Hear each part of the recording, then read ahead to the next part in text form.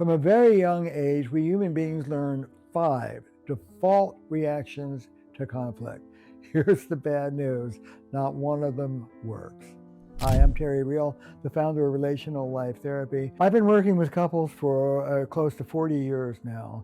And one of the things that is really helpful is what I call shaking hands with the adaptive child part of us. You know, all relationships are an endless dance of harmony, disharmony, and repair. We all get discombobulated, triggered, of course, is the fashionable word these days. We get trauma triggered. And what happens is that our clients lose the prefrontal cortex, the thinking part of us that's here and now, and we're back in whatever the trauma was. We have about 2 seconds worth of tolerance sitting in that wound, and another part of us steps in and goes, I got this. And that part of us does what we learn to do as kids to protect ourselves and get by, works okay in the world, doesn't work in our relationships. Do we take a step back and go, maybe I need a new strategy? No, of course, most of our clients don't do that. We blame the partner. So this strategy should be working. What's your problem? What is it? Insanity is doing the same thing over and over again and expecting a different result. We all know this. It is an old family therapy saying couples have the same fight over 40 years. Why? Because you bring the same part of you and the same strategy into that heated moment over and over and over again. Sue Johnson was right. I agree with her. When the heat is on, skills go out the window. Why? Because the part of you that will want to use skills go out the window. And this automatic adaptive child, we call it, part of you comes in and does what it knows how to do over and over and over again. Hey, as couples therapists, our patient is the vicious circle they're caught in. We call it the more, the more. The more she pursues, the more he distances. We all know that that's what we want to change. Okay, let's take a granular look at what each side of that the more is. Knowledge is power. Once you can articulate what the person is doing over and over again, you may, as a therapist, have a snowball chance in hell of actually coaching them how to do something different. So let's shake hands with our adaptive children. Here are the 5 losing strategies. Ready? And tell me if you can't relate to this, both clinically and perhaps maybe even in your own life at times.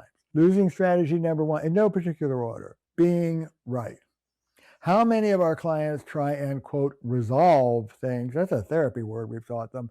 We resolve our differences by eradicating them. Life would be great if only you would agree that I'm right and you're wrong. I don't know how that works in your marriage. Doesn't work very well in mine, but we do it all the time. Couples get into what I call objectivity battles. Are you a reckless driver or are you overly anxious? No, you're reckless. And people marshal their arguments and argue. You're reckless. You do this, you do that, you tailgate. No, you're nervous. Even Aunt Sally thinks you're nervous. And people can get into these arguments. Is it this or is it that? Did it happen this way or that way? Are your feelings valid or are what, valid feelings? Feelings are feelings. You don't have to justify them. They just are. Listen, we teach people to speak subjectively and not get into battles. The relational answer to the question, who's right and who's wrong, is who cares? It's a stupid question. The question is, how are you and I going to work this thing in a way that works for both of us? If you are sitting with a couple and they are duking out who's right and who's wrong, here's the losing strategy that you can help them with. Being right, common as mud, never works. 2, control. I want to do a t-shirt that reads, I would be happy if only you would, ... How many of us would wear that shirt? And our clients. How many people are trying to, quote, get their partners to this, that, or the other thing? Be more responsible, be less selfish, be more connected, be more walled off. You're not going to get them to do that by pounding them with it over and over again. You can request, hey, as a favor to me, would you? But you cannot control. I've got bad news. Ready? People don't like being controlled. This is what I tell the controlling partner. You can bully your way or manipulate your way or sob your way or however you do it. You can push your way through and maybe in the short run get what you want. But in the long run, oh my God, what a bill you will be paying for that. And of course, when we think of control, I think of direct control, sit down, shut up, and do what I tell you. That's, of course, more traditionally masculine in patriarchy, which is where we all are, make no mistake. Sit down, shut up, that's just straight domination.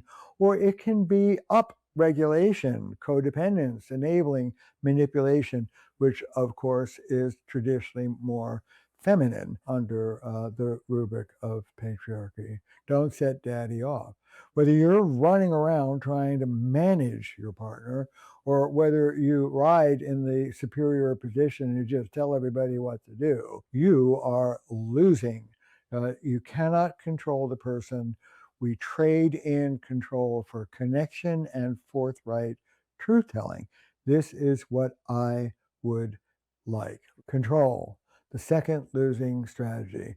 The third is one of my personal favorites, and we therapists are the major aider and abettors of this miserable strategy.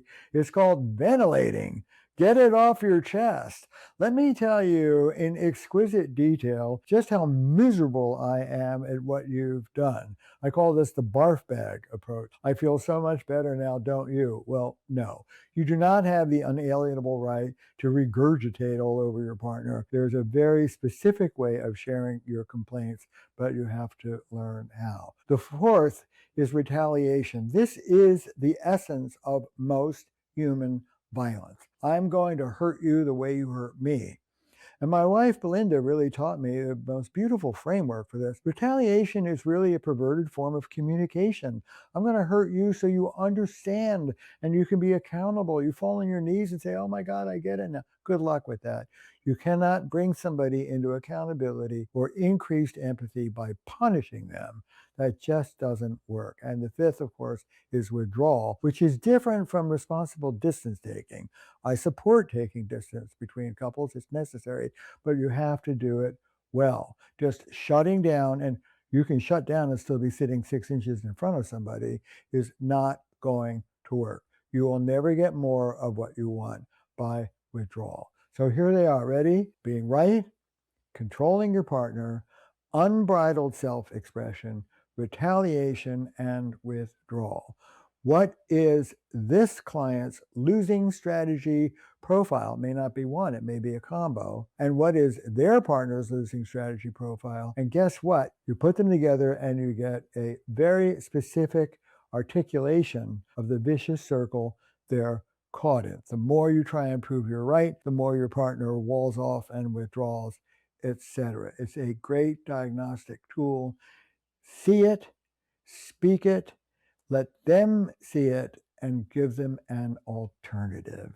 That's called hope. If you want to understand all 5 of these losing strategies and how to help your clients deal with them, join my free live training on June 30th. Click the link below to register, and I hope to see you there.